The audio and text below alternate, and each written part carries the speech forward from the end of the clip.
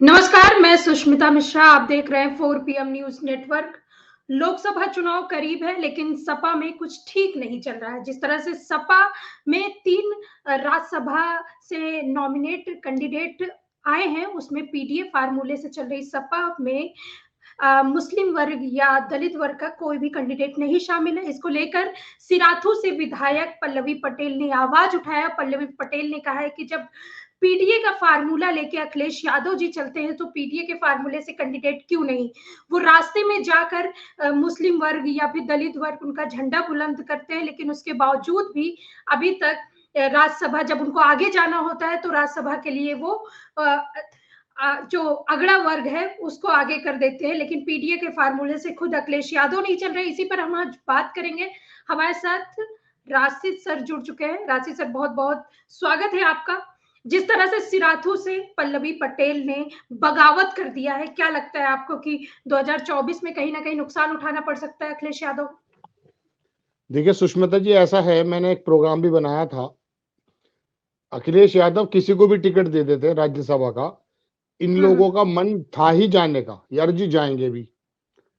और ये वजह ये रही है कि इन्होंने देखा कि गठबंधन थोड़ा कहीं कमजोर हो रहा है, और जब गठबंधन इन्हें कमजोर होता हुआ दिखाई दे रहा है तो अपने अपने तर्क रख रहे हैं।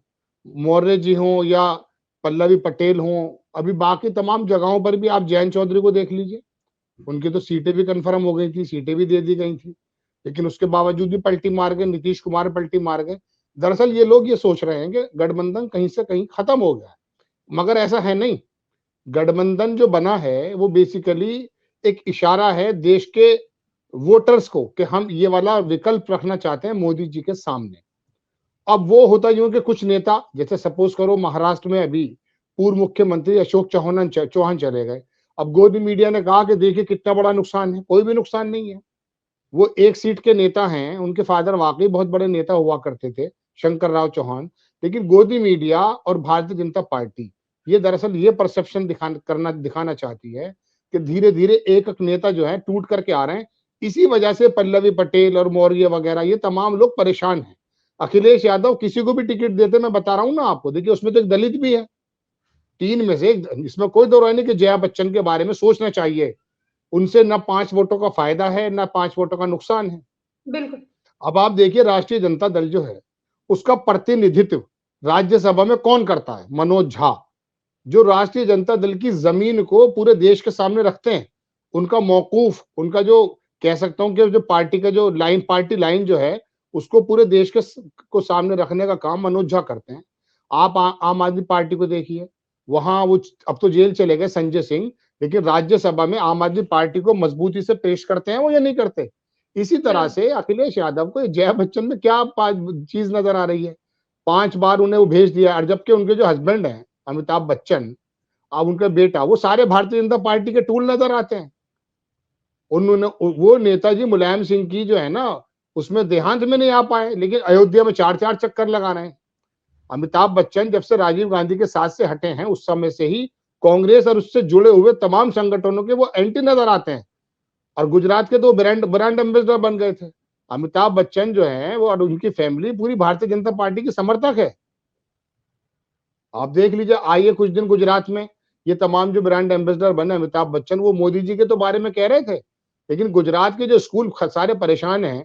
और वो मनीष सिसोदिया जो जेल में है, उन्होंने गुजरात का एक बार दौरा किया सुष्मिता जी, और वहां पता लगाया कि जो वहां के जो गांव कस्बे उनके स्कूलों की हालत बहुत ज्यादा खराब है। अमिताभ बच्चन को यह नजर नहीं आएगा। इसलिए अखिलेश यादव को भी ये सोचना चाहिए कि जब मुसलमान उनके साथ हैं, पिछड़े उनके साथ हैं, या दलित उनके साथ हैं, तो उनके अंदर जो काबिल लोग हैं उनको भेजें। जया बच्चन को क्या मतलब है भेजने का? क्या आता है उसको बताइए? वो 2-3 बार महिलाओं के मसले में बोली जरूर है, लेकिन उनकी वाणी से पता चलता है कि वो अपने घरेलू झगड़े लगती है सामने। उनकी तो बातचीत से भी अंदाजा लगता है कि बिल्कुल मतलब समाजवादी पार्टी का प्रतिनिधित्व नहीं करती हैं वो। अब दूसरे जो वो आलोक रंजन है, वो कौन है? वो आईएसएफ से इनके मुख्य सचिव रह चुके हैं। उन्होंने अखिलेश यादव के दरअसल मैनिफेस्टो बनाने में, इस चीज में बड़ी मदद की है, लेकिन वो पार्टी लाइन की बात को, अगड़ा पिछड़ा पीडीए, इस बात को मजबूती से नहीं रख सकते।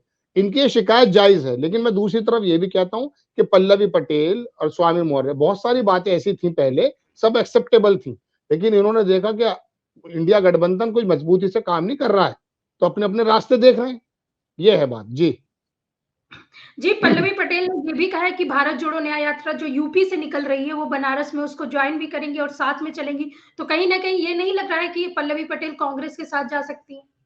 देखिए, कांग्रेस तो जब अखिलेश को चुनेगी कांग्रेस या पल्लवी पटेल को चुनेगी, बताइए? कांग्रेस राहुल गांधी पल्लवी पटेल को इसलिए अपने साथ जल्दी से लेने में हिचकेंगे क्योंकि अखिलेश यादव जैसा बड़ा दल उनके साथ है। अब अखिलेश यादव की कुर्बानी पे पल्लवी पटेल को नहीं लिया जा सकता। हाँ, वो समर्थन कर सकती हैं, जा भी सकती, उसमें तो खुद अखिलेश यादव भी जाने वाले हैं, तेजस्वी यादव जाने वाले हैं, तो आपका क्या मजबूत ये बात रह जाती है।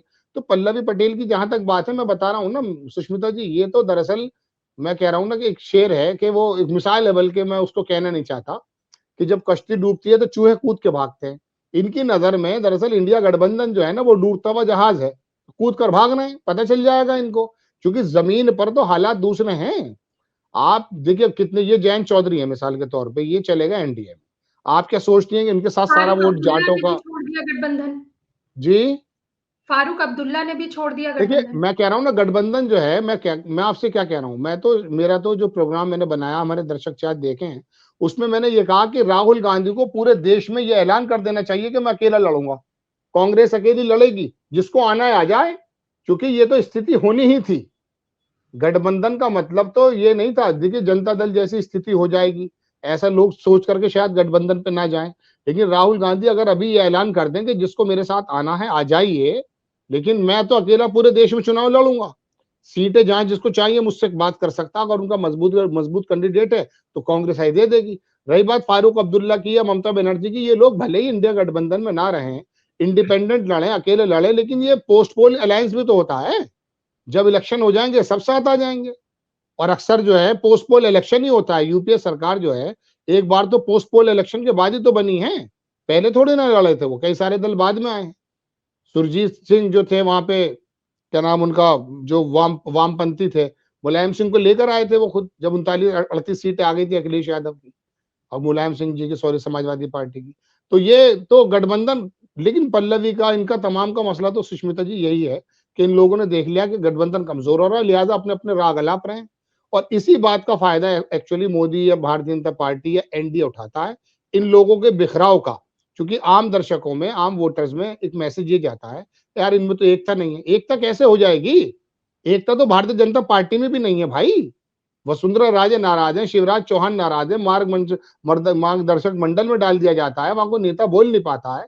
छोटे छोटे नेता लेकर आते हैं बड़े बड़े नेताओं के समक्ष, पुष्कर सिंह धामी लेकर आया गया है, देखिए आप नया, ये तो ऐसे नेताओं को लेकर आते हैं जो उनके सामने चूचा ना करें।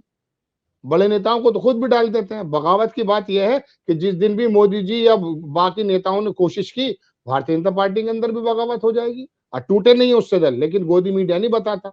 वो जो पंजाब का दल है वो टूटा है, कई सारे दल, शिवसेना टूटी है, कितने साल तक रही साथ, लेकिन गोदी मीडिया बताता नहीं है कि एनडीए से कितने दल टूट गए। एनडीए में तो अभी इसको छोड़ दी जाए बात, कोई दल ऐसा नहीं जिसके बाद दो लोकसभा के सदस्य हों। रामविलास पासवान की जो पार्टी है 2 टुकड़ों में हो गई, वो सबसे बड़ा दल है उनके पास। इनके पास तो बहुत बड़े बड़े दल हैं। तमिलनाडु को देख लीजिए, उधर बिहार में जो लालू प्रसाद के लड़के हैं उनको देख लीजिए, अखिलेश यादव देख लीजिए, अच्छे बड़े दल इनके साथ मौजूद हैं, आज भी ऐसी बात नहीं है। जी चलिए, लेकिन बीजेपी जिसको अपने साथ लाती है उसको साफ सुथरा कर देती है। संजय सेठ आपने नाम सुना होगा, जिस तरह से वो विवादों में रहे और उनके उनके लिए काफी कुछ ये भी कहा जाता है कि वो करोड़ों की संपत्ति जब्त कर चुके हैं, आज उनको राज्यसभा भेज भेज रही है बीजेपी। इनके बारे में क्या कहना है? देखिए सुष्मिता जी, इनके तो तमाम जो लोग हैं ना, वो ऐसे जाके शिफ्ट हो जाते हैं। अभी जब चुनाव आयोग में हुआ, उनमें 3-4 आदमी भारतीय जनता पार्टी के थे। अभी महाराष्ट्र के जो पूर्व मुख्यमंत्री जो अशोक चौहान है, उनके पास आदर्श सोसाइटी घोटाले का उन पर आरोप है, उन्हीं का और कार्यकाल खुद में भी हुआ है। बीजेपी कहती रही है खुले मंच पे। अब फिर उन हाँ, खुद भी बाकायदा अपोज करती थी उनके बारे में, क्या, बल्कि प्रधानमंत्री जी कहते थे कि शहीदों के लिए फ्लैट बनाए गए थे, उसका भी बंदरबाट कर दिया है। अब क्या हुआ साहब, उनको उनको आप राज्यसभा में आपने नोमिनेट कर दिया है, रिपोर्ट आ चुकी है, उनमें 7 लोगों में उनमें से अशोक चौहान का भी नंबर है। तो बात यह है कि वो तो बात हकीकत है, लेकिन ये सोचना इनका नहीं है। सोचने का काम आपका, मेरा, आम दर्शकों का है कि जो नेता पहले भ्रष्टाचारी था, वो आपके यहाँ आकर के फरिश्ता कैसे बन जाता है। और आप लोग के मतलब दर्शक जो है वोटर उसको एक्सेप्ट कैसे कर लेते हैं? उसकी तो पूरी की पूरी बायोग्राफी आपके सामने रख देते हैं ना हम जैसे पत्रकार। वो पहले आदर्श सोसाइटी घोटाले का आरोपी है, आज वो ठीक है। वहां देख लो तुम, शुभेंदु अधिकारी है, हेमंत बिस्वा है, क्या क्या बन गए ये लोग। इनके ऊपर कितने आरोप हैं, कितने आरोप सही हो चुके हैं, कितने कोई भी नहीं, लेकिन ईडी तमाम जो है उन नेताओं पर जा रही है। और ये डर की राजनीति तो है। असल में इन लोगों ने कुछ ना कुछ वाकई घोटाले भी किए जो डर के ये इधर आ रहे हैं। अगर ये इन्होंने घोटाले ना किए होते तो हेमंत सोरेन की तरह जेल जाना मंजूर कर लेते, ये लोग जाते नहीं। हेमंत सोरेन भी देख लीजिएगा बेदाग होकर लौटेंगे। लालू परिवार के बारे में आज तक जो ये बातें करते हैं, नीतीश कुमार भी कर रहे हैं, तो आपको मालूम नहीं था जब 17 महीने सरकार चलाई कि वो आरोपी थे? आज कह रहे हैं आप कहां से पैसा आया? तो ये तो असल में आम दर्शक सुष्मिता जी और आम वोटर को समझने की जरूरत है कि दरअसल जिसको ये चोर बोलते हैं, इनके पास आने के बाद वो फरिश्ता दरोगा कैसे बन जाता है। अब जब वोटर ही उसे एक्सेप्ट कर लेते हैं, इनको ये पता चल चुका है कि हमारा जो वर्ग है, जो इनको 37% वोट देता है, अब की बार तो 37% नहीं देगा शायद, वो लोग सब कुछ एक्सेप्ट कर रहे हैं। ये कुछ भी करें, ये कल को चंबल का डांक उठा लाएं, वो भी जीत जाएगा चुनाव, देख लेना आप। इनका कुछ नहीं मालूम जी। बिल्कुल सही कहा, लेकिन एक आखिरी सवाल है और काफ़ी लोगों से इस बारे में बात भी हुई है मेरी। उनका कहना है कि अखिलेश यादव के खिलाफ उनकी ही पार्टी के विधायक हैं या कार्यकर्ता हैं, तो कहीं न कहीं अखिलेश यादव बच के चल रहे हैं, क्योंकि उनके खिलाफ भी काफ़ी जाँचें होनी हैं। इस वजह से वो काफ़ी फूँक-फूँक कर कदम रख रहे हैं कि बीजेपी के निशाने में ना आ जाए वो।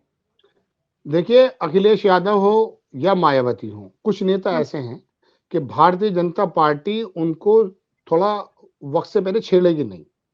मायावती को, अखिलेश को छेड़ने का मतलब है उत्तर प्रदेश के अंदर समाजवादी को जिंदा कर देना। मायावती को छेड़ने का मतलब है तमाम दलित वोट इकट्ठा हो जाना। तो इसलिए उनको, उन्हें थोड़ा से वो कमजोर पहलुओं को पकड़ रहे हैं फिलहाल। अभी जो कमजोर लोग हैं थोड़े से, उन्हें दिखाई देता कि इससे हमारे वोट बैंक पर कोई फर्क नहीं पड़ता। अखिलेश यादव को अगर ईडी ने, सीबीआई ने छेड़ा, पहली बात तो ऐसा कोई मसला है नहीं उनके साथ, लेकिन अगर है भी तो कोई ऐसा आरोप भी है, चूंकि आरोप लगाने में तो कोई दिक्कत है नहीं किसी को भी। और ईडी का एक मिजाज है कि आरोप लगते के साथ ही जेल भेजने का अधिकार मिल जाता है। अखिलेश यादव को जेल भेजना या मायावती को जेल भेजने का मतलब यह है उत्तर प्रदेश के अंदर इनके समीकरण बिगड़ जाएंगे। समाजवादी लोग हों या बहुजन समाज के लोग हों, वो जो थोड़ा बहुत उनके अंदर वोट छिटक करके भारतीय जनता पार्टी में जा रहा है, दलित वोट जाता है। बहुजन समाज पार्टी, मायावती का वोट पिछले इलेक्शन में हमने देखा गया है वो भारतीय जनता पार्टी में। तो वो छिटक करके मायावती के, अखिलेश यादव के पक्ष में आ जाएगा और सहानुभूति मिल जाएगी, जैसे सहानुभूति वहां पर उद्धव ठाकरे को मिली हुई है। महाराष्ट्र के अंदर अभी तक ये उद्धव ठाकरे से लड़ नहीं पा रहे हैं। और यही वजह है कि सुष्मिता जी के वहां के जो लोकल नगर निगम के चुनाव हैं, उसमें 2 साल से वो जो है ना बार बार उसे एक्सटेंड कर रहे हैं, क्योंकि जितने भी उपचुनाव हुए हैं वो भारतीय जनता पार्टी हार रही है। शिंदे की पार्टी हार जाएगी, देख लीजिएगा। तो वहां पर ये सहानुभूति मिल जाएगी, इसलिए अखिलेश यादव को नहीं छेड़ा जाएगा, मायावती को नहीं छेड़ा जाएगा, देख लीजिएगा आप जी। बहुत-बहुत धन्यवाद सर, बहुत अच्छी जानकारी दी आपने। तो देखा आपने 2024 के लोकसभा चुनाव आने वाले हैं और अखिलेश यादव जिस तरह से अपनी ही पार्टी के विधायकों की नाराजगी झेल रहे हैं, आने वाले समय में क्या होता है अखिलेश यादव के साथ, 2024 में क्या होता है, क्या पल्लवी पटेल कांग्रेस का दामन थाम सकती हैं या कांग्रेस के साथ जा सकती हैं या फिर बीजेपी के रास्ते, बीजेपी का दरवाजा तो हमेशा से ही खुला ही रहता है सपा नेताओं या उनके विधायकों के लिए, देखने वाली बात होती है क्या होता है। तब तक के लिए आप देखते रहिए 4 PM न्यूज़ नेटवर्क। मैं सुष्मिता, नमस्कार।